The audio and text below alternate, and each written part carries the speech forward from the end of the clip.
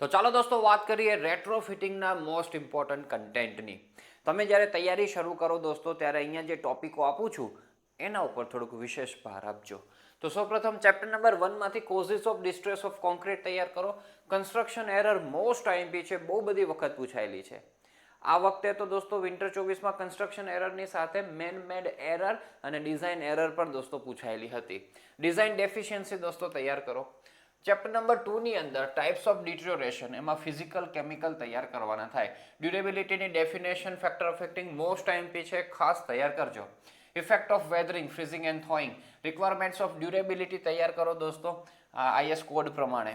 એમાં concrete cover તો નામ આપીને સ્પેશિયલ અલગથી પણ પૂછે છે. કોન્ક્રીટ કવરની રિક્વાયરમેન્ટ શું છે, કેટલું પ્રોવાઈડ કરવું જોઈએ તે. Alkali aggregate reaction, sulphate attack, acid attack, thermal properties of concrete, coefficient of thermal expansion, corrosion of reinforcement દોસ્તો એની આખી કોરોઝન પ્રોસેસ મિકેનિઝમ આપવામાં આવેલી છે, હમણાં રિસેન્ટલી પૂછાયેલો છે. અને સાથે દોસ્તો એના છે એના પ્રિવેન્શન પણ છે, તો એ બધું તૈયાર કરી દેવાનું કોરોઝનનું. પછી causes of cracks in masonry structure, એ પણ હમણાં દોસ્તો ક્વેશ્ચન પૂછાયેલો છે. એના પછી દોસ્તો વાત કરીએ આ ચેપ્ટરમાં તો કન્ડિશન અસેસમેન્ટ અથવા તો કન્ડિશન સર્વે, ઓબ્જેક્ટિવ અને સ્ટેજીસ મોસ્ટ આઈએમપી છે, હમણાં પણ પૂછાયેલો ક્વેશ્ચન છે વિન્ટર 2024માં. સિમ્ટમ્સ ઓફ ડિસ્ટ્રેસ દોસ્તો, તેની સાઇન આખું ટેબલ આપેલું છે, નામ અને એના સાઇન દોસ્તો એ આપણે તૈયાર કરવાના થાય. એનડીટી દોસ્તો, નોન ડિસ્ટ્રક્ટિવ ઇવેલ્યુએશન, તો એમાં એનડીટી ટેસ્ટમાં રિબાઉન્ડ હેમર અને ultrasonic pulse velocity, degree sem 5 concrete ટેકનોલોજીમાં બધું ભણીને આવ્યા છીએ આપણે બધું, તો અહીંયા પણ મોસ્ટ આઈએમપી છે. કેમિકલ ટેસ્ટ એનલિસ્ટ કરજો ખાલી. ચેપ્ટર 4A 4Bમાં, એમાં 4Aમાં દોસ્તો classification of repair material, polymer concrete, બરાબર, એમાં PIC, PPCC, fibre enforced concrete, vacuum concrete, sulphur infiltrated concrete, shotcrete અથવા ગુનાઇટિંગ છે, રેકિંગ સોર્સ અથવા તો ઇન્ક્લાઇન સોર, ડેડ શોર, વર્ટિકલ શોર, બરાબર, અથવા નામ છે એક જ વસ્તુ થાય. અંડરપિનિંગ ફોર ફાઉન્ડેશન રિહેબિલિટેશન, આ ટોપિકોમાંથી ક્વેશ્ચનો પૂછાય છે.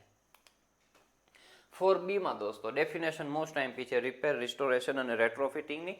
એના પછી list the various factors to be considered when choosing a repair technique.